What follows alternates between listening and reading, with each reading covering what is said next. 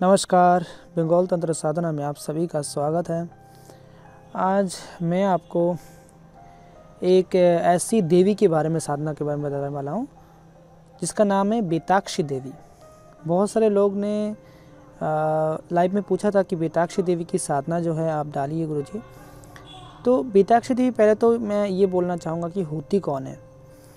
बेताक्षी, बेताक्ष ये ऐसे होते हैं जैसे पिशाच और पिशाचनी, ये एक योनि है। हाँ, इनसे 100 गुना ज़्यादा शक्तिशाली होती है और बेताक्षी देवी उन्हें कहा जाता है जो बेताक्षियों में सबसे ऊपर है, राजरानी है, बेताक्षी देवी कहा जाता है उनको। ठीक है, तो ये बेताक्षी देवी का साधना है। बाकी मैं फ्यूचर में बेताक्ष का भी साधना में लाऊंगा। तो बेताक्षी देवी एक योनि होती है, उसमें से जो देवी होती है, बेताक्ष योनि में जो देवी है उसे बेताक्षी देवी कहते हैं और उनका ही साधना है ये। अभी ये शक्ति का इतना पावर क्यों है अगर मैं बताऊं, अगर इसमें 100 पिशाच का शक्ति इसमें समाया हुआ है, प्लस ये चाहे लगभग बेताल के बाद ही इसका स्थान है।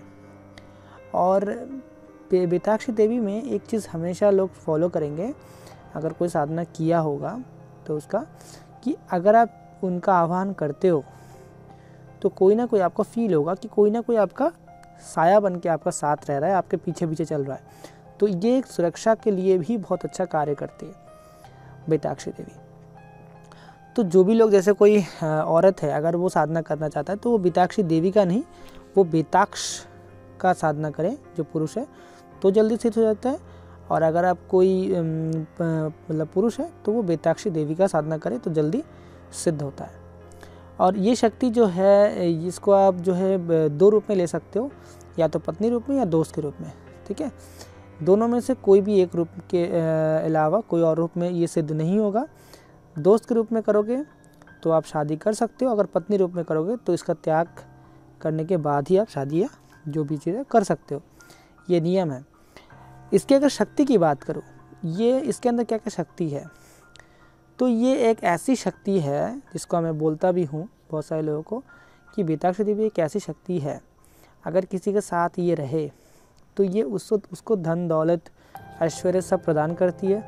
पत्नी रूप में है तो सब कुछ प्रदान करती है। ठीक है, संभोग सुख से लेकर धन दौलत एवरीथिंग आपको देगी ये।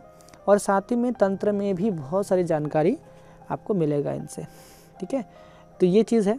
और बाकी जो है इसके द्वारा जो तंत्र क्रिया होता है, चाहे वो मारन हो, उच्चाटन हो, विद्वेषण हो, वशीकरण हो, सारे क्रियाएं जो है बहुत जल्दी और फास्ट होते हैं। ठीक है, बहुत सारे लोग समझते हैं कि तंत्र के में जो भी हम लोग साधना करते हैं तो शक्तियाँ सिर्फ और सिर्फ वो कार्य ही करती है और कुछ नहीं करती है। जैसे कि मैंने बोला ये किया, ये करके दो, ये करके दो, वो इतना ही करती है। लेकिन तंत्र में बहुत सारी शक्तियाँ ऐसे भी होते हैं जिसमें से आप दूसरी साधनाओं के बारे में भी जान सकते हो, दूसरी दुनिया के बारे में जान सकते हैं। मतलब एक गुरु की तरह भी शक्ति को आप मैं इस्तेमाल नहीं कहूँगा, मतलब उनको गुरु की तरह भी बहुत कुछ सीख सकते हो उनसे। तो ये मतलब वैसी एक शक्ति है जिससे आप बहुत कुछ सीख सकते हो। साथ ही में अगर सोचिए कहीं दुश्मन का कोई खबर अब पता लगाना है तो ये सेकंड में पता लगा देगा। और कोई केस वगैरह का इशू हो रहा है तो ये सेकंड में उसका दिमाग घुमा सकता है। किसी को भी घंटों के रफ्तार में वशीकरण कर सकता है। और इसमें जो है अगर कोई से इंसान चाहता है कि एक जगह से दूसरी जगह पे जाना तो उसके लिए इसका एक सेकंड चरण साधना होता है जिसमें इसको पावर देना पड़ता है। तो फिर उस लेवल पे पहुंचने के बाद ये आपको एक से दूसरी जगह पे पहुंचा भी सकता है। इतना पावरफुल बन सकता है ये, आपके ऊपर है आप कितना हवन करके इसको सिद्ध करते हो। ठीक है, क्योंकि आपकी शक्ति है, पावर आपको देनी है, ये चीज़ है। वैसे ये जिन्नात के केस में भी वैसा ही है, आप जितना उसको पावर दोगे उतना वो एक जगह से दूसरी जगह जा पाएगा। तो ये बात है। और इसमें जो विधि विधान में बताऊंगा, थोड़ा सा और बता दूं इसमें कि ये शक्ति के द्वारा कोई भी ये रूप धारण कर सकता है, बेताक्षी देवी। ठीक है, तो ये किसी को अगर आपको सबक सिखाना है, मैं ये नहीं कहूँगा किसी को ठगना है उसके लिए इस्तेमाल करो इनको, पर लेकिन अगर किसी को सबक सिखाना है तो फिर इनके द्वारा आप ये रूप भी मतलब बदलवा सकते हैं इनको करके, बोले कि दूसरा का रूप धारण करके इसका ये करो। तो ये सब कुछ कर सकता है लगभग। ठीक है। अगर ये साधना कर ले तो दूसरा को साधना की ज़रूरत नहीं है। लेकिन ये करना थोड़ा सा मुश्किल है ये साधना, क्योंकि इसमें बहुत डरावने अनुभव होते हैं। और जो ये साधना जो सफल होते हैं बहुत ही कम लोगों को होते हैं, क्योंकि सही से गाइडेंस चाहिए होता है इस साधना में। और इस साधना के बारे में कुछ स्पेशल चीज़ें अगर मैं बताऊं, ये आपको कुछ ऐसी ऐसी चीज़ें ला के देता है जो कोई और साधना में मिलेगा नहीं आपको। रासायनिक चीज़ें मैं बता रहा हूँ मैं, कुछ ऐसी ऐसी चीज़ें आपको दे सकता है जिससे आपका उम्र लंबा हो सकता है। आपकी बॉडी में कोई अगर चोट वगैरह लगे तो वो लगाओ तो ठीक हो सकता है बहुत जल्दी। उसके बाद आपका जो हाइट का प्रॉब्लम होता है किसी किसी लोग को, तो उससे भी ये ठीक किया जा सकता है। तो बहुत सारी चीज़ें और भी इनके जो भी साधना करता है उनको बिल्कुल पता है इनके बारे में। बाकी पैसे धन दौलत के बारे में इनका जो भी सपोर्ट है, ठीक है, बहुत ही ज़्यादा है। तो ये चीज़ है। सट्टे का नंबर बता सकता है, फ्यूचर, भूत, भविष्य, वर्तमान, तीनों के काल की गति का जो है कंट्रोल इनके हाथ में। हाँ, फ्यूचर जो है ये थोड़ा सा क्या है, नेगेटिव में थोड़ा ज़्यादा आता है पॉजिटिव से ज़्यादा, तो इसलिए फ्यूचर की गति इसका उतना ज़्यादा अच्छा नहीं है। लेकिन पास्ट और प्रेजेंट का बहुत ज़्यादा अच्छा है, ठीक है। सट्टा वट्टा का नंबर ये इजीली बता सकता है, लेकिन एक फ्यूचर प्रेडिक्शन होता है ना कि जैसे कल क्या होगा, 2-3 बाद क्या होगा, 1 महीने के अंदर क्या होगा, तो वो बता सकता है। लेकिन 1 साल के बाद क्या होगा तो वो ये प्रेडिक्ट नहीं कर सकता है।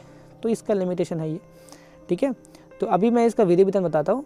ये साधना आपको करना है कोई भी अमावस के दिन या फिर शनिवार के दिन।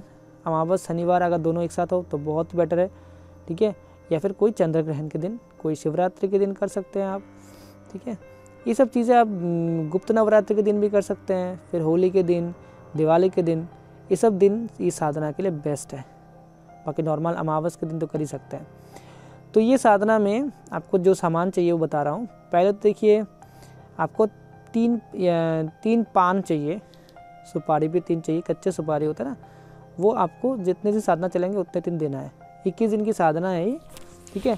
और इसका 2 तरीका होता है साधना को सिद्ध करने का, एक सात्विक होता है, एक तामसिक होता है। तो मैं ये अघोरी उग्र जो विधि है वो दे रहा हूँ, तो इसका साथ दूसरों साधना को, लोगों का साधना को मिक्स मत करिएगा, मेरा अलग है, ठीक है। और इसमें जो है आपको एक देसी दारू का छोटा सा पौवा आपको लगेगा, ठीक है। और जो है आपको यहाँ पे एक जो होता है ना कलीजा बकरे का छोटा सा, आपको हर दिन देना है ये। तो उस हिसाब से आप रख के घर पे रख सकते हैं, वहाँ से ले लेके आके दे सकते हैं। उसके बाद यहाँ पे एक दिया लगाना होगा, जो आप लगाओगे सरसों के तेल का। एक सुंदर सा अगरबत्ती लगाओगे, खुशबूदार, कोई भी खुशबूदार हो सकता है। और साथ में जो है आप यहाँ पे माला जो इस्तेमाल करोगे वो होगी रुद्राक्षी माला, और एक माला है पैशाचिक संस्कारित माला, जिसे हम लोग कमलगट्टी की माला बोलते हैं। लेकिन वो संस्कार का विधि सबको नहीं आता है, वो बताऊंगा मैं आने वाले वीडियोस में, उसमें आप देख लेना, ठीक है। तो वो माला में आप करोगे, और उसके बाद जो है आप आगे की साधना को शुरू करोगे। तो ये साधना शुरू करनी होगी आपको 10 बजे से लेके 12 बजे के अंदर, रात को 1 बजे के अंदर तो 1-1:30 बजे के अंदर कंप्लीट करना है आपको साधना, ठीक है। ऐसा नहीं करना कि 2 बजे बैठे आप फिर 3-4 बजे कंप्लीट कर रहे हो, ऐसा नहीं करना है। ये चीज़ उस हिसाब से करिए कि आपका जो है एक बार 10 बजे 12 बजे के अंदर बैठे, मैं तो कहूँगा 11:30 के अंदर बैठ जाओ, और फिर 2 बजे के अंदर कंप्लीट कर लो साधना, ठीक है। पर डे आपको लगभग 15 माला कंप्लीट करोगे तो आपको 21 दिन की साधना कंप्लीट हो जाएगी। और इसमें जो है आपको दक्षिण दिशा की ओर आपका मुंह रहेगा ये साधना का, ठीक है।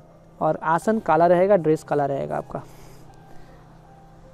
और एक चीज़ आपको मैं बताना भूल गया, यहाँ पे ये शमशान, जहाँ पे अगर आप शमशान के बाहर कहीं कर रहे हो, क्योंकि आप जैसे सुनसान जगह में कर रहे हो, तो शमशान की कुछ थोड़ा मिट्टी आपको चाहिए होगा वहाँ पे, या जो राख होता है शमशान की राख या मिट्टी, वो चाहिए होगा, वो ला के रखना पड़ेगा। देखो वहाँ पे डायरेक्टली आप नहीं रह सकते, आपको पहले दिन जाके शमशान को आमंत्रित करना होता है, उनके नाम पे भोग वगैरह देना होता है। दूसरे दिन जाके फिर आप वहाँ से वो मिट्टी और राख ले सकते हो, और जहाँ पे आप साधना कर रहे हो ना, वहाँ पे आसन के नीचे आपको देना है।